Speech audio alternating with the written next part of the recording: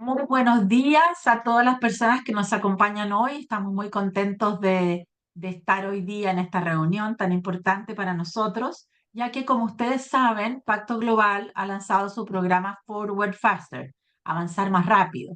Estamos tan atrasados en el avance de la Agenda 2030 que desde Pacto Global y desde Naciones Unidas se ha programado, se ha lanzado este programa que se llama Forward Faster, en el cual se pide a las empresas que avancen en la Agenda 2030, pero focalizadas en 5 áreas.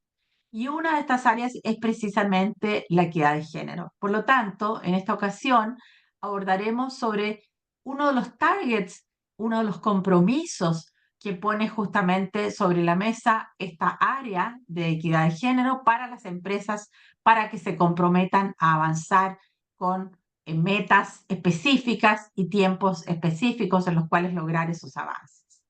Hoy día, entonces, este segundo target es justamente el ámbito de igualdad de género y en él la igualdad salarial para un trabajo de igual valor para 2030. Para ello, contamos hoy día con una gran invitada, amiga de Pacto Global, con quien tenemos una larga relación de colaboración, Alejandra Sepúlveda, a quien damos la bienvenida.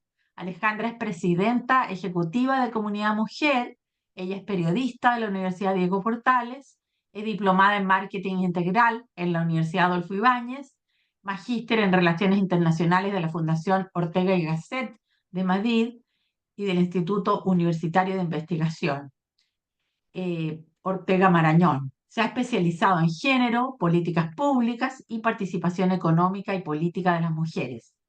Cuenta con una amplia experiencia en temáticas vinculadas a sostenibilidad y en los campos específicos de género, educación, trabajo y participación política. Destaca por sus habilidades en incidencia, negociación, generación de redes y comunicación efectiva. Ella fue directora ejecutiva desde el 2010 hasta el 2021 en Comunidad Mujer y desde entonces presidenta ejecutiva. Ha liderado iniciativas de investigación, acción y monitoreo y plataformas público-privadas para promover el avance de la igualdad de género, así como la implementación de consultorías para el balance de género en empresas e instituciones.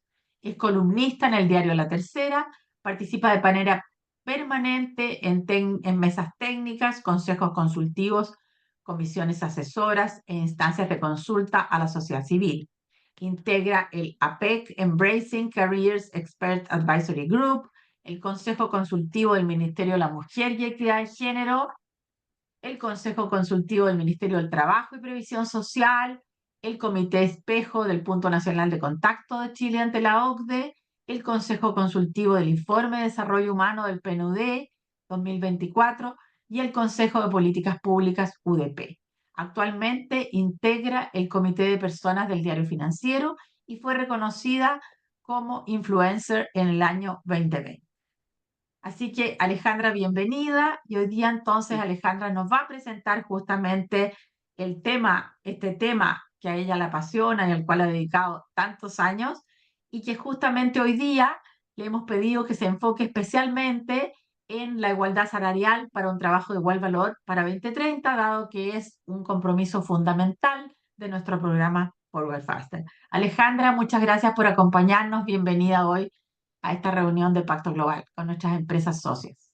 Muchas gracias, Margarita. Para mí la verdad es que es un gusto poder estar y compartir con ustedes hoy sobre además un tema que es tan relevante y que es como nosotros en Comunidad Mujer asignamos algunas categorías de brechas de género y la verdad es que la brecha salarial es una de las brechas persistentes eh, que impacta fuertemente en la autonomía económica de las mujeres y como tiene causas multifactoriales, efectivamente ha sido difícil de erradicar, difícil de solucionar, pero no por eso imposible. Entonces, quiero comentarles cuáles son como las principales distinciones, las principales causas, cómo podemos avanzar desde el mundo empresarial, qué está pasando además con normas, con cambios legislativos y poder de alguna manera terminar este encuentro conversando con Margarita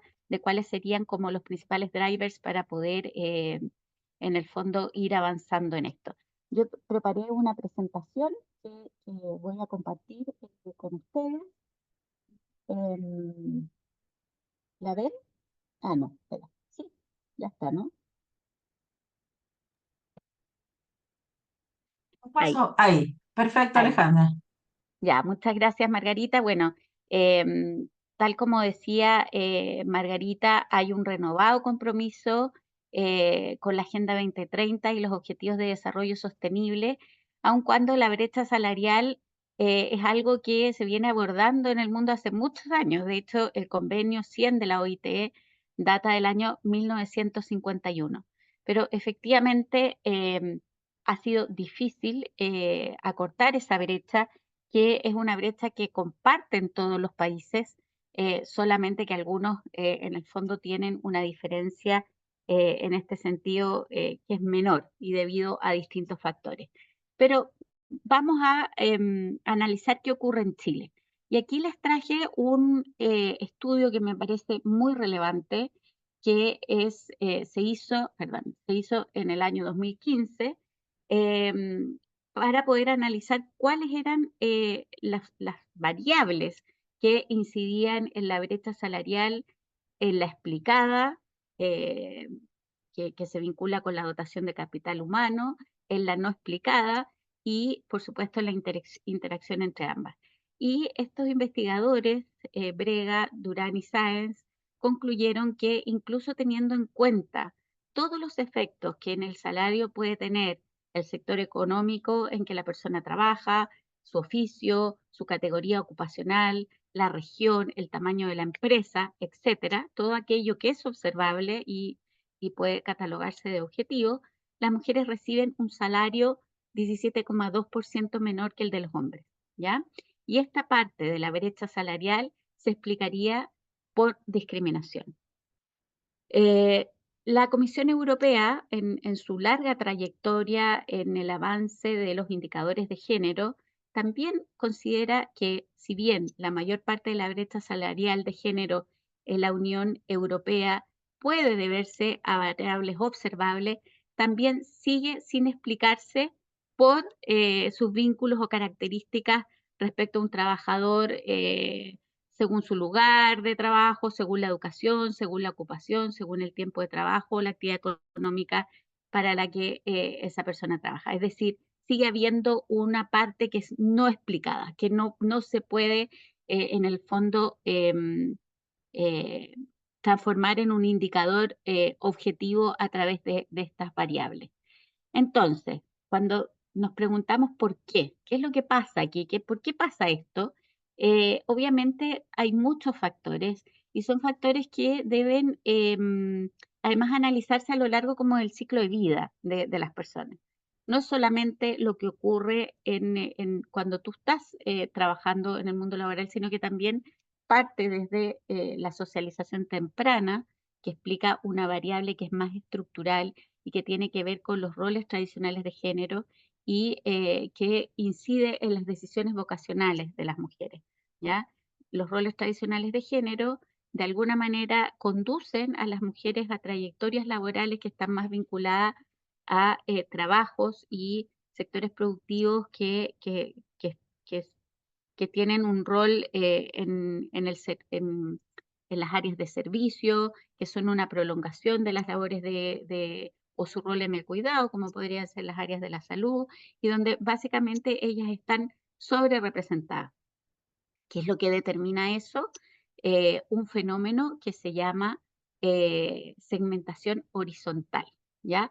O sea, las mujeres eligen carreras más feminizadas y después trabajan en sectores de la economía que son más feminizados también, con una gran sobrerepresentación en las áreas de la salud, en las áreas de la educación, en las áreas de servicio y mucho menos en las áreas consideradas hoy día más productivas, como la construcción, la minería, el sector financiero, etcétera, ¿ya?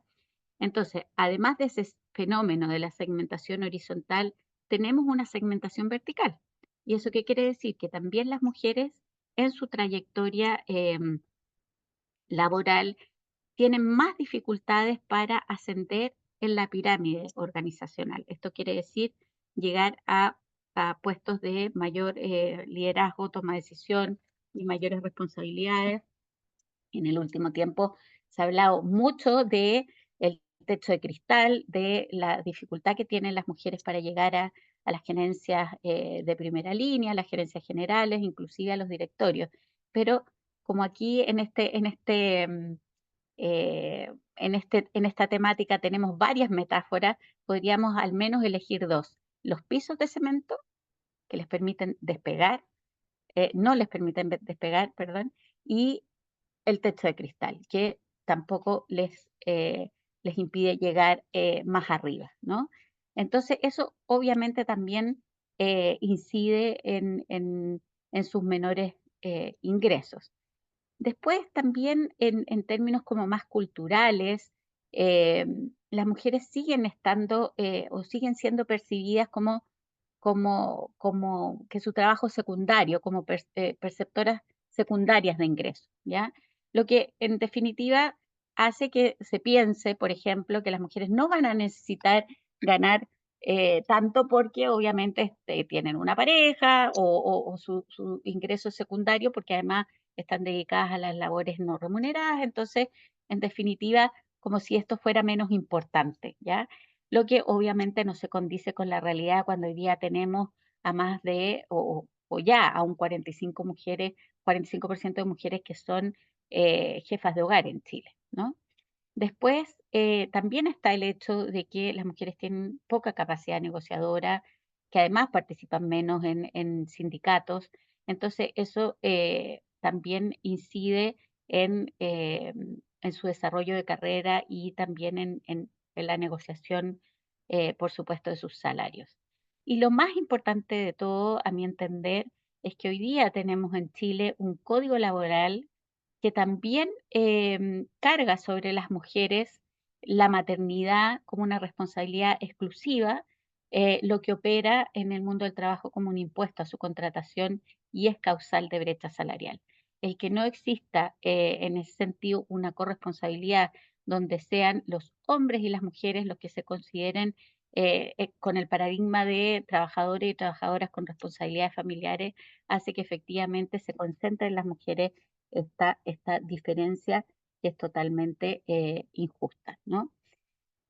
Y en ese sentido, ahondar un poquito en el factor de los cuidados y la maternidad, como les decía antes, las normativas que hoy día que están vigentes y que protegen la maternidad actúan paradojalmente como una barrera a la contratación de las mujeres, una barrera de acceso y de desarrollo y de permanencia en el mundo del trabajo y es causal de brecha salarial. Esto está estudiado y me imagino que todos ustedes habrán escuchado el término multa por hijo, que se hizo más, ¿cómo decirlo?, más público y más conocido gracias a Claudia Golding, que es la académica de Harvard, que el año pasado ganó el Premio Nobel de Economía, y ella ha dedicado toda su vida a estudiar el tema de la brecha salarial y su vínculo con la maternidad. Entonces, ¿qué es lo que sabemos? Que efectivamente la maternidad tiene un impacto profundo en las trayectorias laborales y en los salarios de las mujeres, y los datos para Chile que calculó el COES en el año 2023, el año pasado, nos dicen que 20 meses después del nacimiento del primer hijo, la brecha laboral de género es de casi 15 puntos porcentuales, aunque las mujeres hayan empezado su trayectoria laboral al mismo nivel que los hombres, y además que los ingresos de las mujeres disminuyen un 35% en el sector privado y un 20% en el sector público.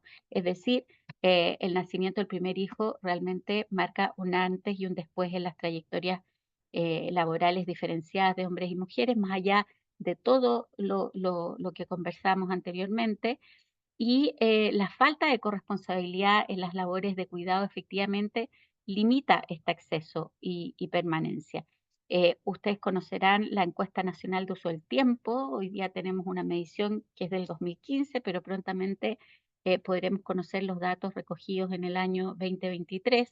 Y lo que esa encuesta nos dice, que es una encuesta robusta a nivel nacional, es que las mujeres dedican aproximadamente 3 horas más que los hombres en el trabajo no remunerado al día, ¿ya?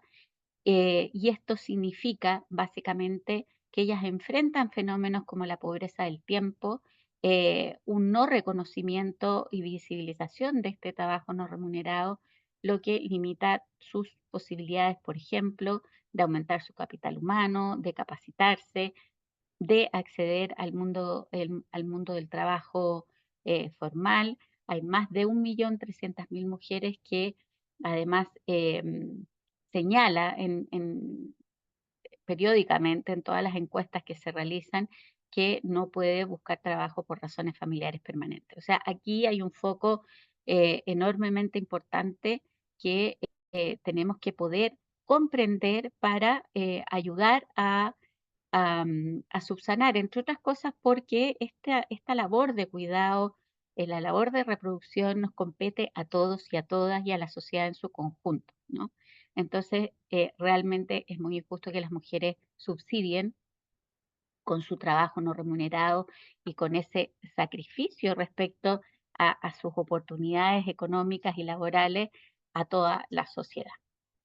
Em, bueno, como este es un tema que no es solo de Chile, sino que es un tema que obviamente es un fenómeno a nivel internacional, em, les traigo este gráfico que lo que demuestra y muestra es cómo los países han realizado acciones para reducir la brecha salarial y en este caso legislando o sí, aprobando legislaciones que vayan en favor de la igual paga, digamos, la igualdad en las remuneraciones. Este es un análisis del Foro Económico Mundial que acaba de lanzar en junio el Global Gender Gap Index. Y aquí, por ejemplo, vemos cómo en Europa un 87,2% de los países estudiados tiene efectivamente leyes que van o que se han aprobado para disminuir la brecha salarial. En Latinoamérica, por ejemplo, que es donde estamos nosotros, ese porcentaje baja y cae al 36,4%, ¿ya? Pero quiero mencionarlo porque efectivamente aquí hay una medida que los países utilizan sobre todo para romper con la inercia, ¿ya? La inercia que es en definitiva, como la dificultad para impulsar los cambios, ¿no? Y el World Economic Forum, ya les mostraré más adelante, han calculado cuánto nos demoraríamos en cerrar las brechas de género en general, siendo las brechas de oportunidades económicas las peores evaluadas, si no hacemos nada, ¿no? ¿Y qué ocurrió en nuestro país? En el año 2009 sí se aprobó una ley de igualdad salarial que en la práctica no ha resultado, ha terminado siendo letra muerta, ¿no? Un instrumento que es absolutamente ineficaz y eso se debe a varias razones. Por un lado, a que son pocos los trabajadores y los empleadores que conocen la ley y la utilizan, em, porque la Dirección del Trabajo no tiene capacidad para fiscalizar, eh, porque en el fondo, aun cuando la ley aborda a todas las empresas, solo la hace exigible a las empresas privadas con 200 o más trabajadores y trabajadoras, porque no contiene un mecanismo eficaz que la implemente y además, que eso es muy importante, faltan parámetros objetivos con los que comparar un trabajo y su remuneración. Ha sido realmente muy difícil establecer esto y establecer cómo podemos calcular este criterio de la OIT que es hay, hay- hay igual remuneración a trabajo de igual valor, ¿no?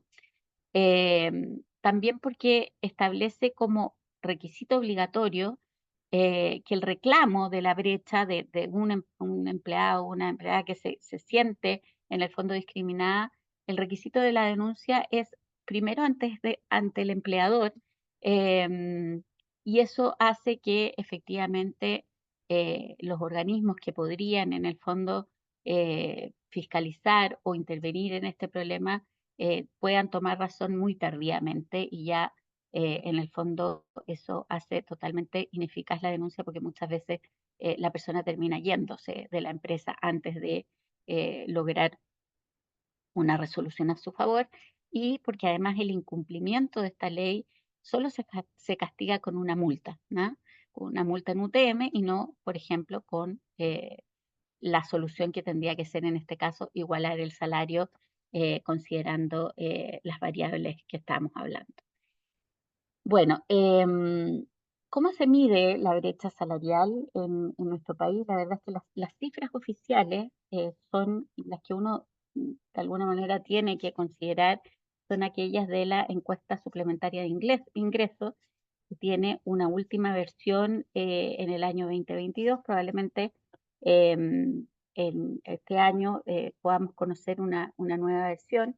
Y el ingreso medio mensual de las personas ocupadas por sexo nos indica que para el año 2022 la brecha de género es de 25,5%, ¿ya? Que es un nivel muy alto y aun cuando hemos visto que ha disminuido desde el 2010 con algunos años mejor que otros, como por ejemplo el 2020 y el 2021, la verdad es que sigue permaneciendo en un porcentaje muy alto. En el caso del ingreso medio mensual de las personas ocupadas, em, em, esta brecha es del 20,6%. Son distintas formas de mirar aquí. Y cuando decimos ingreso mediano, quiere decir las personas que están en la mitad, efectivamente, de la distribución. Y podemos ver que efectivamente el salario de las mujeres, el ingreso mediano mensual, ni siquiera alcanza el nivel del salario mínimo de hoy día. O sea, estamos hablando de 454.723 pesos. En Chile, en general, el nivel de remuneraciones de la mitad de la población es bastante bajo, ¿ya? Pero, ¿qué ocurre? Que también es muy importante poder considerar en los cálculos el salario por hora. Y eso precisamente se debe a el hecho de que por las razones de cuidado, las mujeres normalmente buscan, no normalmente, pero en un porcentaje no menor, buscan acortar su jornada, ¿ya? Disminuir en el fondo las horas trabajadas fuera de la casa remuneradamente para poder adaptar ese trabajo con sus responsabilidades familiares permanentes. Y en ese sentido es recomendable también tomar en cuenta la brecha promedio de trabajo por hora, que vendría de alguna manera a capturar mejor em, este fenómeno.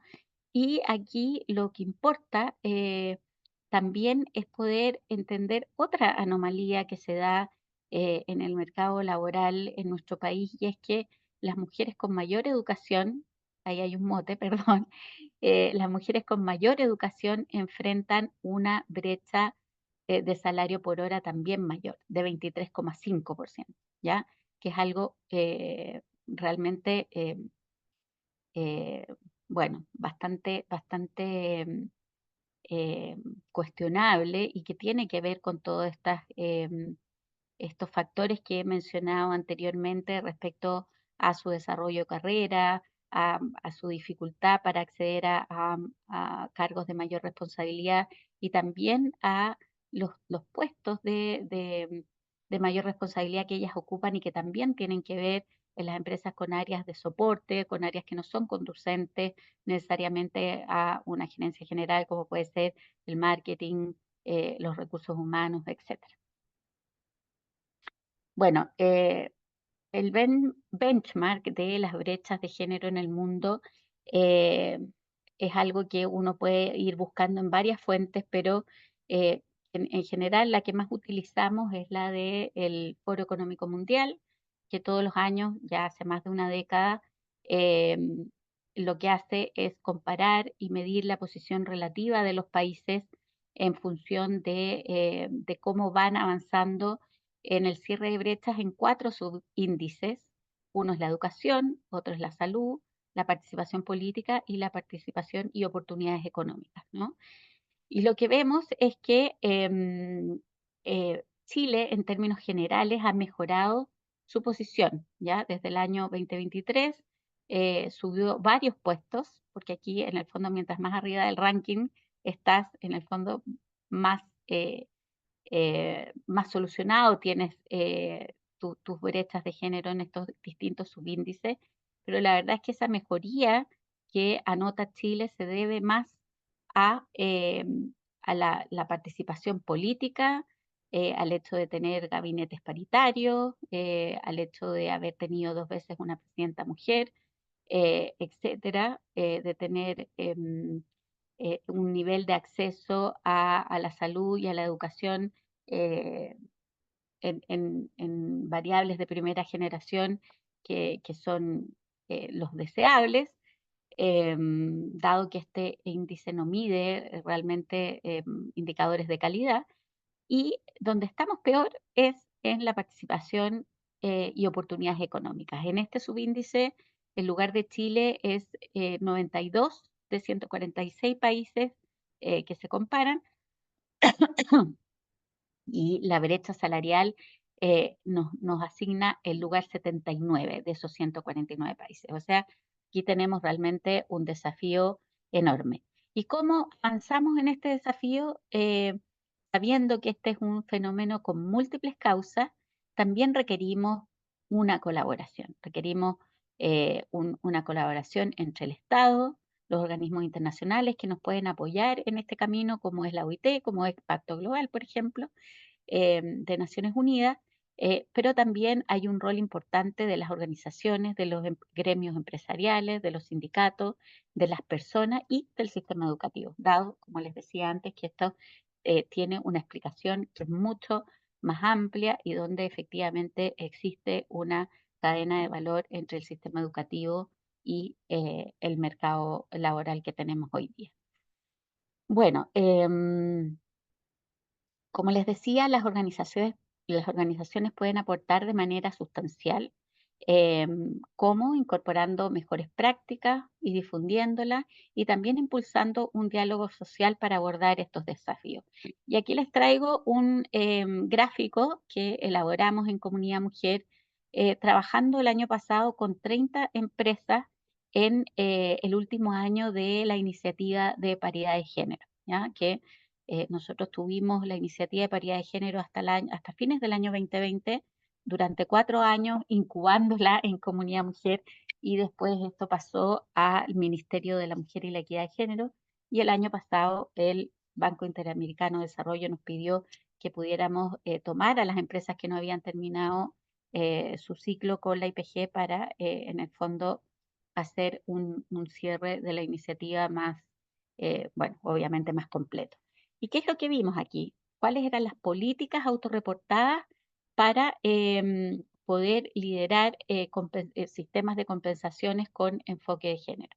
Y como les decía, este es el universo de 30 empresas y estas son las mejores prácticas que recogimos, ¿ya? En un 65,4% la entrega de la información a los grupos de interés de la empresa sobre la política de compensaciones según sexo y nivel. En un 46,2% la corrección de los casos conocidos de brecha salarial de género, en un 53,8% la eliminación o disminución del castigo sobre la evaluación del desempeño por ausencias debidas a pre y postnatal, que eso es algo bastante relevante, el 61,5% procedimientos para la denuncia por discriminación salarial entre hombres y mujeres, el 76,9% la publicación de los criterios para pago de bonos de productividad, el 53,8% la asociación de las remuneraciones a procesos conocidos, metas, plazos, etcétera, de evaluación de desempeño, un 57,7% el monitoreo del cumplimiento de las políticas de salario y un 73,1% las políticas de fijación de salario, ¿ya? Esto quiere decir sistemas de perfiles de cargo, valoración de puestos, niveles, bandas percentiles, etcétera. Como ven, ¿qué es lo que les muestro aquí? Es que efectivamente las empresas tienen en distintos niveles y en distinta intensidad políticas que buscan compensar o tener una mayor equidad salarial. Por supuesto que todo va a depender del sector productivo, de la distribución de trabajadores y trabajadoras, de los niveles de cargo, etcétera. Pero aquí lo importante y el mensaje que les quiero dejar es que es muy necesario que las empresas midan la diferencia salarial, la desigualdad salarial, porque la única forma de poder, en el fondo, abordar de manera efectiva políticas que vayan o que sean conducentes a su cierre y a tener efectivamente justicia en este sentido, es sabiendo qué es lo que pasa, sabiendo cuáles son esas diferencias para poder entonces generar planes de acción que vayan en su cierre y subsanando esto. En todos los niveles de cargo, por supuesto, ¿ya? En los niveles de entrada, en los niveles intermedios y en los niveles de las gerencias y altas gerencias. Eso es lo que nosotros impulsamos a través de la iniciativa de paridad de género, en su minuto conversando también con la CMF para que la CMF también pudiera mejorar sus normativas vinculadas a las normas que en ese minuto era la 385 y hoy día es la 461, que es una norma que también obliga a las empresas a reportar sus brechas salariales de género y cada vez se ha ido perfeccionando un poco más los instrumentos, las formas de cálculo, entre otras cosas para poder tener un instrumento que sea equivalente y que permita también hacer la comparación y el benchmark entre empresas y entre rubros o entre industrias, ¿ya? Eso es importante. Aquí se ha desarrollado un ecosistema de iniciativas que han buscado contribuir a que las empresas avancen en este tema, pero también quiero hablarles de la importancia que tiene la regulación, ¿ya? Eh, ¿Se acuerdan que les mostraba hace un rato atrás cómo en los distintos continentes los países han abordado normativas que buscan em, asegurar a través de legislaciones el principio de igualdad salarial? Y en el fondo quiero comentarles que efectivamente las estructuras institucionales que predominan en los países juegan un papel muy, muy, muy importante para lograr el cambio social hacia la equidad económica. Esto incluye los entornos legales, los entornos culturales, las políticas públicas, etcétera, las políticas ocupacionales, para poder en el fondo determinar mayores oportunidades para las mujeres y su avance de carrera y en sus trayectorias laborales. Y por lo mismo, desde la economía del comportamiento, el premio Nobel Richard Thaler, por ejemplo, habla de que políticas públicas bien diseñadas, ¿ya? Pueden operar como lo que se llama nudge o empujones para alcanzar valores y principios socialmente deseables. Evidentemente, uno de esos valores y principios socialmente deseables es la igualdad de género y por supuesto, en el sentido, uno de los objetivos que ha priorizado Pacto Global y que es el de la equidad salarial. ¿Qué tenemos hoy? ¿Qué es lo que hoy día está pasando? Bueno, hoy día existe un proyecto de ley de equidad salarial que está en discusión en el Senado, que lo que viene o que lo que pretende es perfeccionar la regulación existente, que es esta ley que les comentaba antes del 2009, para consagrar el principio de igual remuneración a igual trabajo y a igual valor. Eso, me enredé un poco, pero eso es. Igual remuneración a igual trabajo e igual valor.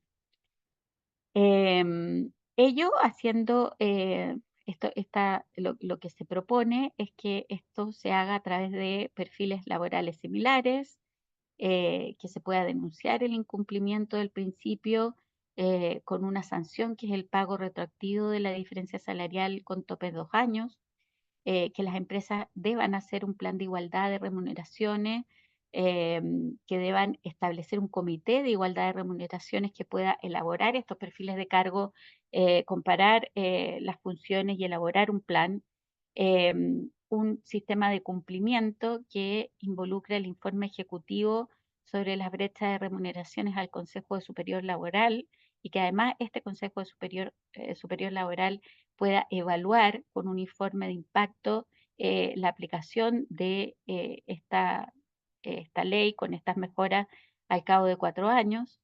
El rol de la ADT no solo como fiscalizador, sino que como un ente que puede entregar guías de orientación a las empresas para trabajar en estos planes de acción, en la medición y en los planes de acción para la implementación de estas políticas. Pero también, o sea, no solo involucra al sector privado, que es lo que en el fondo tenía el marco legal vigente, que es el de 2009, sino que también modifica el estatuto administrativo del sector público para hacer que este principio de la igualdad salarial también sea exigible en el sector público y en el fondo se propone que todas estas nuevas modificaciones entren en vigencia al 8.º mes de publicación en el Diario Oficial. Esta ley está hoy día en discusión en el Senado, en la Comisión de Mujer y Equidad de Género, y se espera que pronto pase a la Comisión de Trabajo. Obviamente que hay preocupaciones respecto a algunos de los temas que establecen estas modificaciones. Básicamente tiene que ver con la real capacidad de la Dirección del Trabajo de hacer una fiscalización y también algo que hay que considerar y es que ya las empresas están con con una presión o respecto al cumplimiento de otras leyes que se han aprobado en el último tiempo, como la reducción de la jornada laboral a las 40 horas, la ley de conciliación de la vida laboral y familiar y el teletrabajo, incluso la ley Carin. Entonces, ver de qué manera en el fondo todo este conjunto de nuevas regulaciones en el fondo impactan el devenir y los costos laborales. Pero la verdad es que si uno piensa y uno analiza de una manera robusta y profunda las causas de las brechas de género y particularmente de las brechas salariales, uno podría pensar que efectivamente hay bastante que todavía se puede hacer.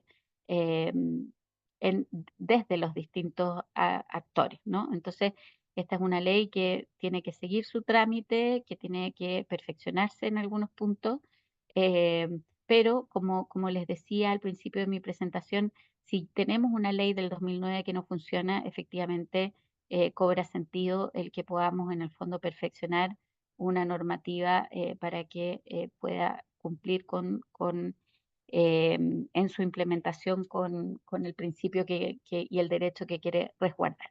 Ahora, dicho lo anterior, para Comunidad Mujer es muy importante acometer otras reformas legales que sí creemos tienen un efecto mucho más estructural en las desigualdades de género que se enfrentan en el mundo laboral, y eso tiene que ver con la ley de sala cuna, que también es una reforma que está incipientemente en discusión en el Congreso después que han habido 27 intentos a lo largo de las últimas 2 décadas.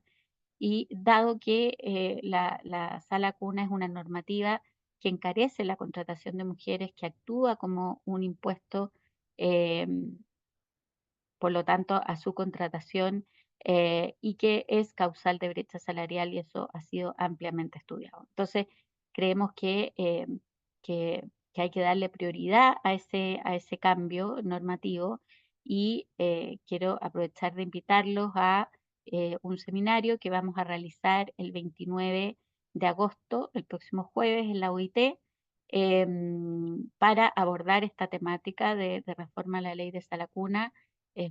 Pueden encontrar la información en nuestras redes sociales y en nuestra página web, pero la verdad es que cuando uno piensa en los abordajes sistémicos de brechas que son tan complejas de solucionar, hay que tratar en el fondo de activar todas las palancas posibles, y para nosotros la mayor y más importante de todas es poder solucionar esa falta de corresponsabilidad y equiparar los costos de contratación entre hombres y mujeres para que efectivamente la maternidad no sea una causal de brechas de género y de brecha salarial. Por último, solo reflexionar acerca de qué significa la equidad de género.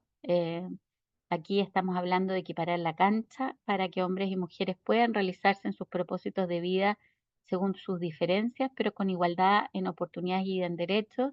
Y me gusta terminar con esta frase de Riane Eisler, que es una socióloga y escritora austriaca, autora del bestseller El cáliz y la espada, y ella en una reciente entrevista que realizó para La Tercera en Chile, habló de que el estatus de la mujer en un país es el mejor predictor de la calidad de vida de todos. Realmente suscribo esas palabras y creo fuertemente que si nosotros avanzamos en el cierre de brechas de género y en justicia social para las mujeres, vamos a tener para todos y para todas un mejor país y una sociedad mucho más desarrollada. Muchas gracias. Muchísimas gracias, Alejandra, por tu clarísima exposición y amplia exposición que, bueno, refleja toda tu experiencia en este tema y que nos has descrito con tanta precisión y tanto dato que creo que todos nuestros participantes hoy día quedaron mucho más claros en cuál es la situación de Chile, cómo estamos en este aspecto, qué tenemos que mejorar, qué está en vías de desarrollo, ¿verdad? En cuanto a regulación, como tú bien mencionabas. Dejamos abierta la sección de preguntas. Hasta el momento tenemos una sola pregunta al público. Mientras nos llegan más preguntas, yo quisiera profundizar en algunos puntos que tú has mencionado.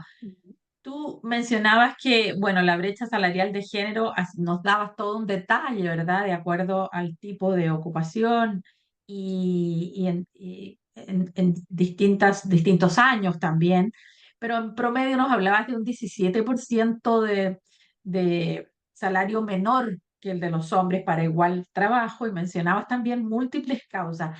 Pero ¿cuál crees tú que es más crítica? ¿Tú crees que lo más crítico viene de la regulación, desde el Estado, viene desde la empresa, la conciencia para ello, viene desde la propia mujer y sus limitaciones, que algunas de ellas tú mencionaste? ¿Cuál crees tú que es como el factor crítico a poder impulsar para poder destrabar este círculo en que estamos, ¿no? Con este problema. Sí, mira, yo creo que eh, las mujeres han hecho un esfuerzo excepcional en los últimos 25 años no solo por ingresar masivamente al mundo de la educación, sino que también al mundo del trabajo, ¿ya? En ese sentido, no podemos asignar todas las causas o las principales causas de una brecha como la que estamos analizando hoy día a, en el fondo, lo que llamaba la dotación de capital humano, ¿ya? Aunque tenemos en nuestro país todavía una cultura que las empuja de alguna manera a tomar decisiones vocacionales que están más relacionadas con su rol tradicional. Entonces, por un lado, en la educación, ¿qué tenemos que hacer? Impulsar cambios para que las mujeres sientan que pueden desempeñarse en todos los espacios laborales, y ha habido mucho esfuerzo en los últimos años por incorporarlas a la minería, por en el fondo impulsarlas en sus vocaciones en STEM, pero todavía estamos muy lejos de lograr que ellas estén plenamente incorporadas en esos ámbitos, a pesar de que en el caso de la minería hay en el fondo experiencias notables, como por ejemplo el caso de la minera BHP, pero en realidad todavía hay mucho que hacer ahí, ¿ya? Y eso tiene que ver con educar sin estereotipos, con en el fondo impulsar decisiones vocacionales que sean amplias. Eh, pero ¿qué pasa? Que cuando las mujeres entran en este mundo del trabajo eh, o aspiran a desarrollarse en el mundo laboral, más allá de que todavía tenemos una segmentación muy marcada por estas ocupaciones feminizadas y masculinizadas, nos encontramos con el tema del costo de la maternidad.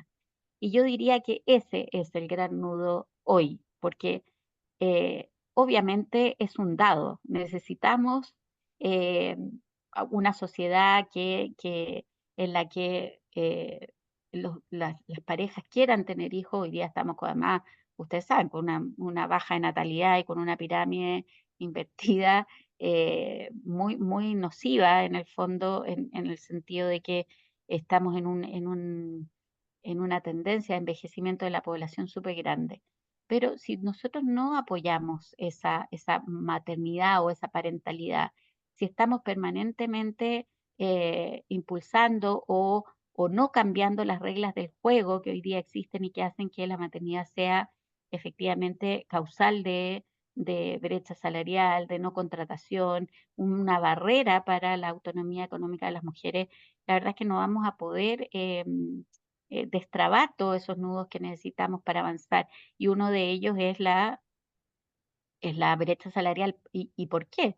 Porque si tenemos una normativa, que es el artículo 203 del Código del Trabajo, que obliga a las empresas con más de 20 trabajadoras a proveer de esa lacuna, ya sea pagando eh, o sea, teniéndola en su interior o pagando un bono compensatorio para la contratación de una sala cuna, etcétera, o bien no contratando mujeres nada más que hasta la 19 para no tener que pagar ese mayor costo de la sala cuna, lo que vamos haciendo finalmente es desincentivando esa mayor presencia de las mujeres en las empresas, ¿no? ¿Por qué? Porque es un costo que no es compartido hoy día ni con los hombres trabajadores ni con la sociedad en su conjunto. Entonces, eh, cuando yo hablo de la reforma a la ley de sala cuna, nos estamos imaginando una política pública en la que no solo concurran las empresas, los trabajadores y trabajadoras, sino que también el Estado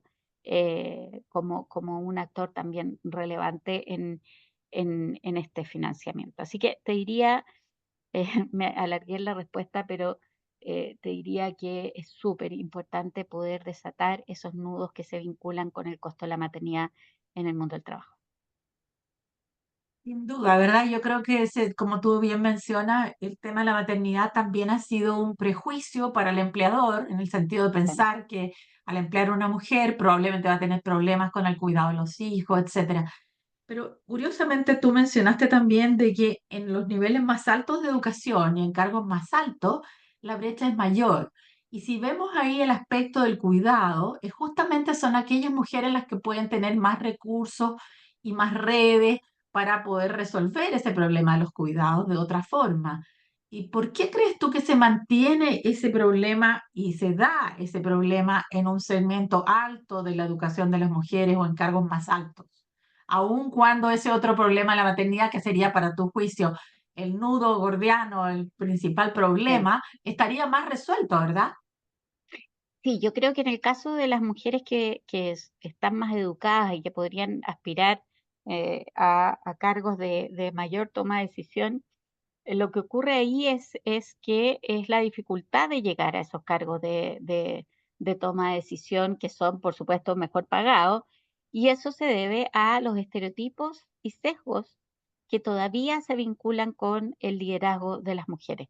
Em, Hoy día tenemos una preeminencia o una creencia que los liderazgos que pueden ocupar y que pueden ser los más eficaces y los más exitosos en las empresas, ya sea a nivel de gerentes generales o obviamente de los más altos cargos, son liderazgos muy masculinos, ¿ah? Donde en el fondo impera eh, obviamente factores importantes, pero que es la competitividad, la disponibilidad 24/7, liderazgos que son fuertes, que golpean la mesa, que son duros, entre comillas, ¿ya?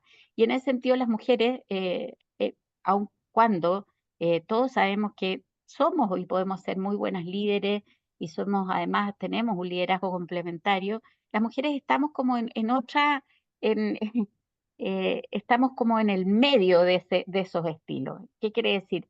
Que probablemente utilizamos menos ese estilo fuerte y las que han llegado a esos cargos probablemente han tenido que adoptar ciertas prácticas vinculadas a eso, pero en realidad las mujeres tenemos, por distintas razones y características, liderazgos que son distintos, que son más empáticos, que son liderazgos más colaborativos y que hoy día probablemente tienen menos demanda en el paradigma que se utiliza para valorar o categorizar quiénes son los líderes deseables para estos cargos importantes empresariales, ¿no? Entonces, ¿qué es lo que vemos? Si uno ve las fotos, tú te das cuenta que más allá de lo que se ha esforzado o se ha movido la aguja para que las mujeres entren a los directorios, son muy pocas las mujeres que hoy día ocupan las gerencias generales de las grandes empresas. Entonces ahí hay un tema importante y tú puedes ver como un contrapunto en lo que pasa, por ejemplo, con las startups, donde hay muchas mujeres que han empezado negocios de startups, pero que tienen una lógica de solucionar problemas directos de la gente a través de este tipo de emprendimientos o de desarrollos empresariales eh, que en el fondo que están todavía por crecer.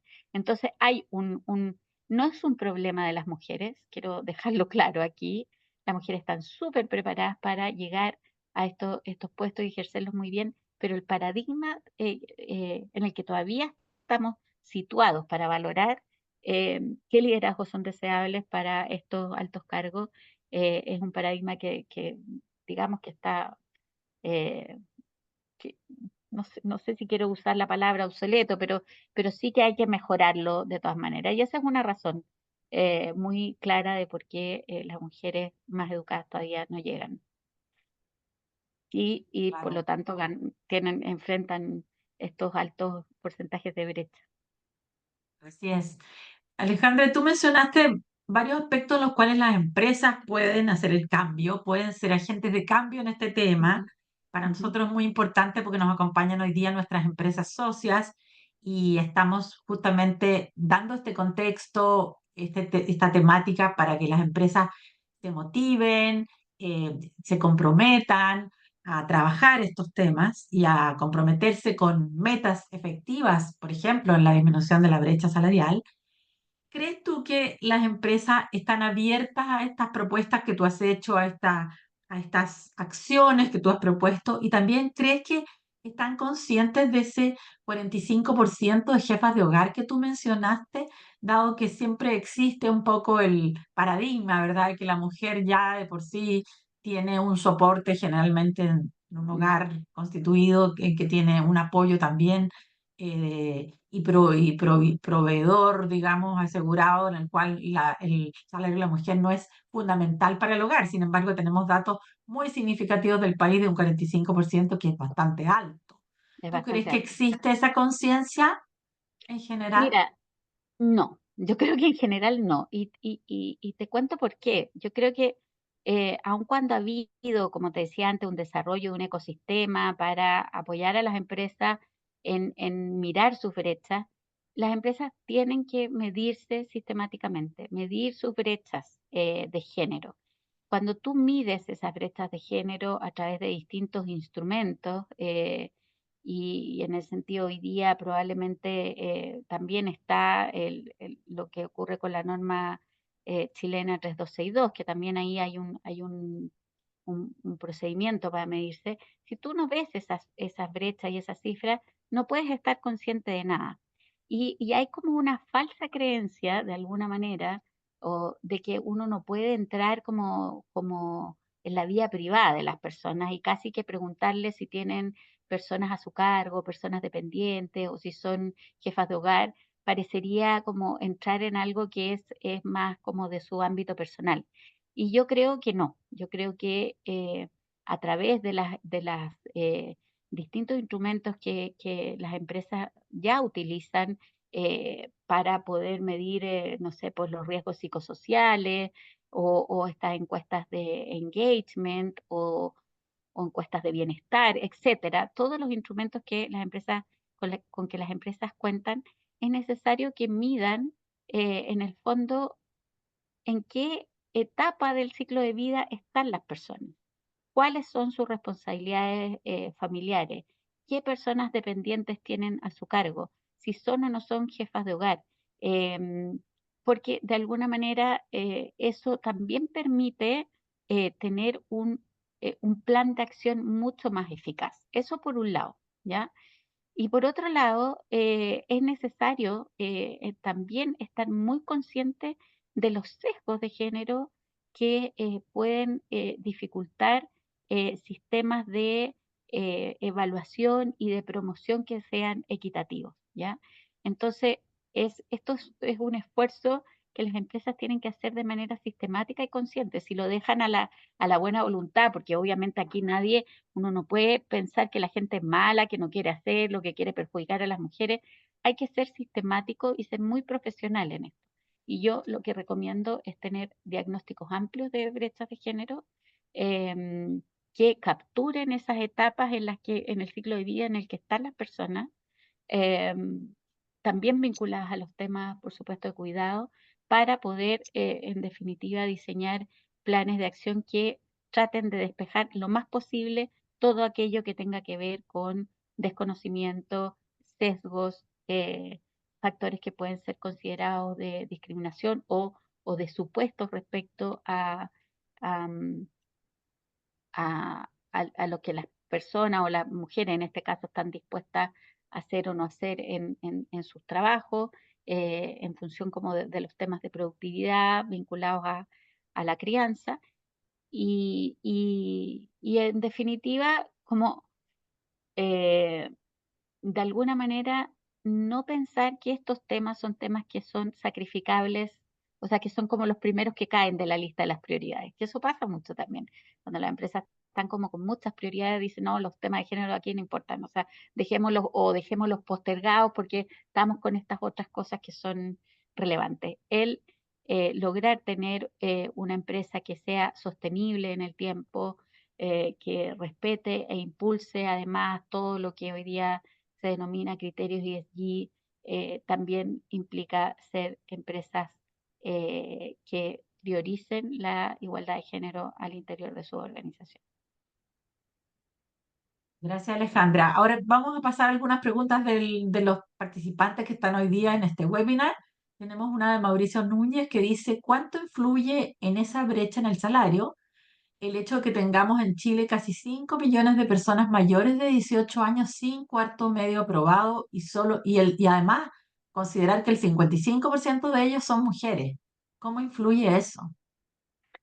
Mira, por supuesto influye en el sentido de que son personas que obviamente nunca van a poder o no van a poder aspirar a tener un salario que sobrepase el salario mínimo, ¿no? Y en ese sentido tenemos un desafío enorme en nuestro país de cómo hacemos para aumentar nuestro capital humano. Y ese capital humano además sea un capital humano que podamos preparar para el futuro. Y es algo que nos preocupa mucho porque hoy día las mujeres jóvenes, los hombres jóvenes, pero sobre todo las mujeres jóvenes, todavía están muy lejos de esos que son los empleos del futuro. Entonces, si no mejoramos la educación eh, y brindamos unas oportunidades, digamos, de acceder a educación de calidad y pertinente para la demanda laboral de hoy y del mañana, vamos a seguir enfrentando entonces estos niveles de falta de oportunidades que son tan relevantes. Y solo para recordar, cuando yo mencionaba el ingreso por hora, en la educación primaria, o sea, de personas solamente con educación primaria, el ingreso, la brecha por hora es de 11,7%, ¿ya?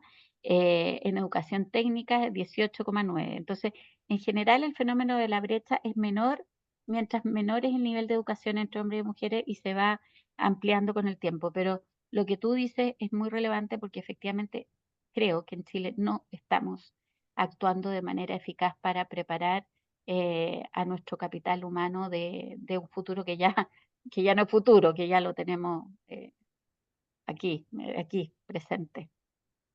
Claro.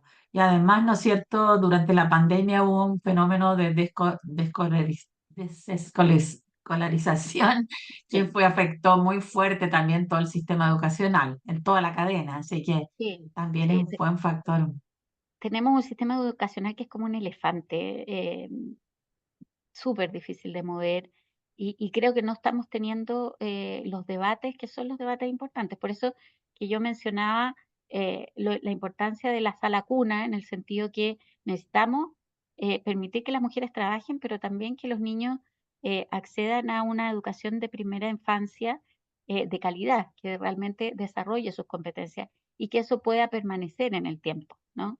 Yo creo que hoy día tenemos un problema enorme con la educación eh, primaria en Chile que no está respondiendo no solo al tema de la retención de los estudiantes en el sistema educativo de la manera que corresponde, sino que también a qué es lo que necesitamos aprender para ser adultos autovalentes y que tengan en el fondo las competencias para mantenerse en empleos formales y remunerados.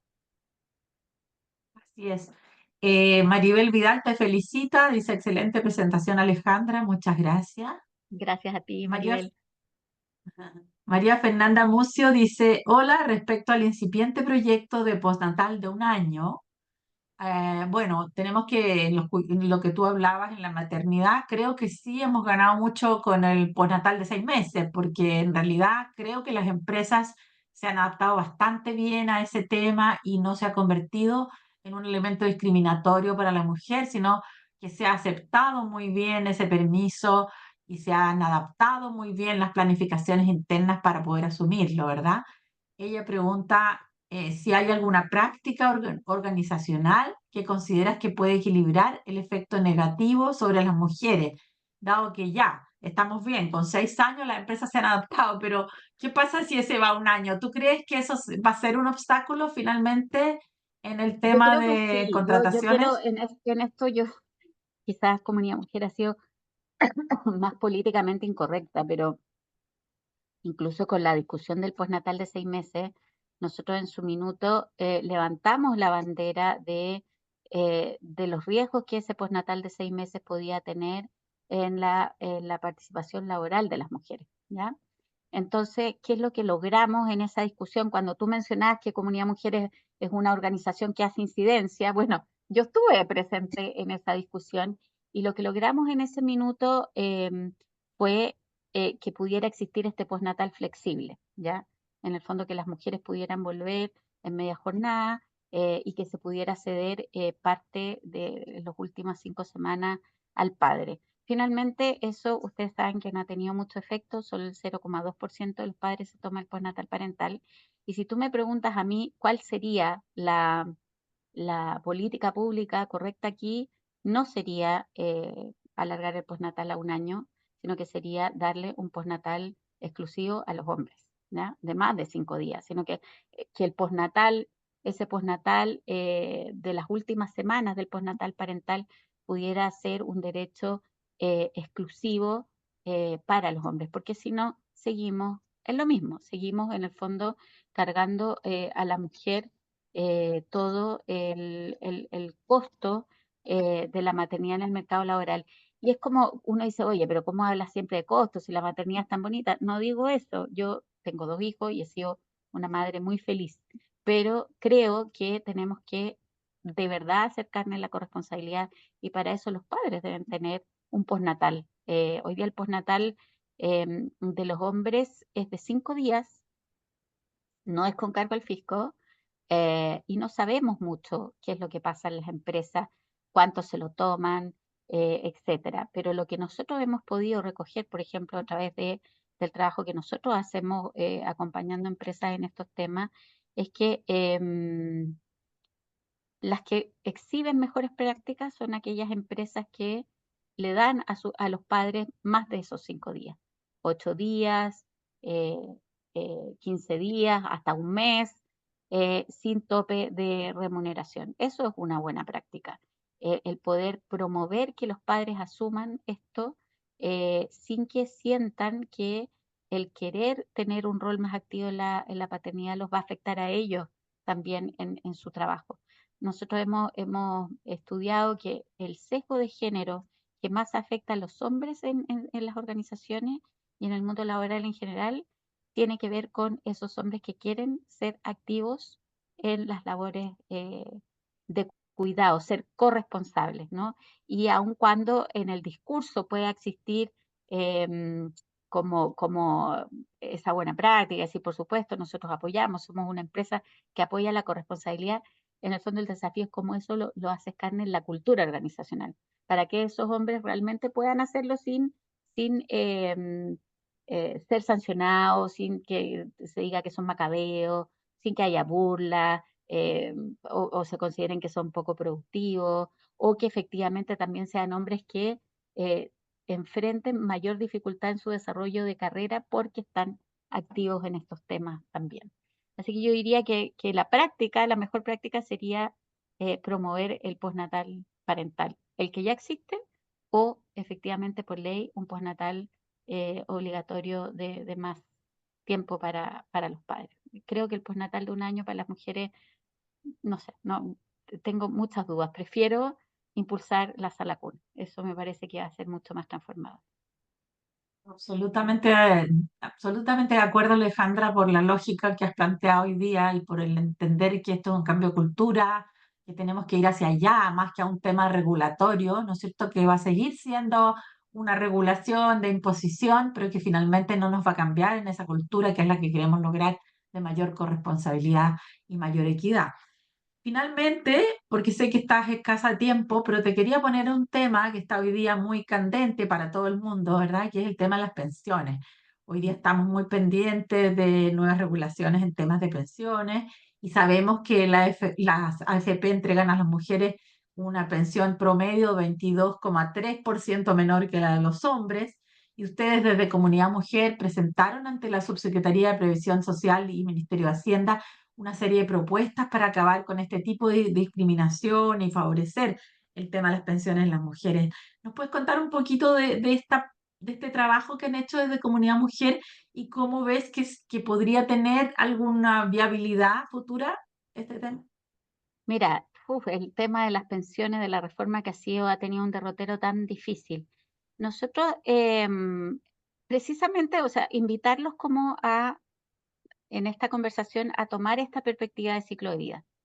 Si nosotros tenemos mujeres que en el fondo que por distintas razones culturales, estructurales, normativas, vamos en el fondo enfrentando un mundo del trabajo con muchas barreras y con muchas desventajas, entre ellas la brecha salarial, las lagunas por razones de cuidado, o sea, las entradas y salidas del mercado laboral, el empleo informal, etcétera. No es de extrañar que finalmente terminemos con pensiones en la vejez súper bajas, realmente paupérrimas, porque si toda el esfuerzo está en el ahorro previsional individual, ¿no? En que cuánto eres capaz tú de imponer en el sistema de pensiones a lo largo de tu trayectoria de vida activa. Bueno, por todas las razones que hemos conversado, para las mujeres eso es muy difícil y pasa algo que también hemos hecho ver, y es que las mujeres que enfrentan el mayor problema respecto a las tasas de reemplazo son las mujeres que tuvieron ingresos medios o superiores en su vida activa, ¿no? Para las mujeres que están en las primeras colas de la distribución de ingresos tenemos la PGU. Para las mujeres que han sido mujeres, por ejemplo, que han tenido un desarrollo profesional, que han tenido un ingreso bueno, aunque sea menor que el de los hombres, pero que han podido desarrollar su carrera en distintos ámbitos, esas mujeres son las que hoy día tienen el mayor problema, porque van a tener pensiones muy bajas, porque la tasa de reemplazo es muy alta. Entonces, claro, algunos dicen, oye, esto es, pero ¿cómo hay a privilegiar? ¿Cómo hay a hablar de las mujeres que son más privilegiadas? Pero es que en realidad en Chile las tasas o sea, las pensiones para las mujeres son muy bajas en general. ¿Y qué es lo que nosotros propusimos en su minuto cuando empezó la discusión? Está como proceso participativo en que todas las organizaciones podíamos, en el fondo, presentar propuestas. Primero dijimos, las mujeres no tienen la culpa de vivir más años. O sea, hay una brecha salarial que es inherente a las mujeres, ¿ya? Y que de alguna manera se refleja en este cálculo de las tablas actuariales, ¿no? Que hace que por el hecho de vivir más años nos calculen una pensión eh, más baja a las mujeres, distribuida la cantidad de tiempo que se espera que vivamos. Y esa brecha que se produce por estas tablas de mortalidad diferenciada hace que mujeres que trabajaron los mismos años que los hombres y que tuvieron los mismos ingresos reciban una pensión 15% menor en promedio, ¿ya?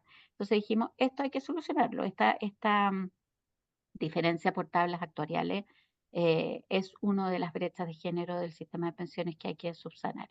Y lo otro que dijimos es que las lagunas que las mujeres tienen por razones de cuidado también hay que compensarlas. Y lo que nosotros propusimos en su minuto fue tener eh, un sistema que hoy día existe en Alemania y en otros países de Europa, que es los créditos por cuidado, que es en el fondo calcular un porcentaje, o sea, un número de,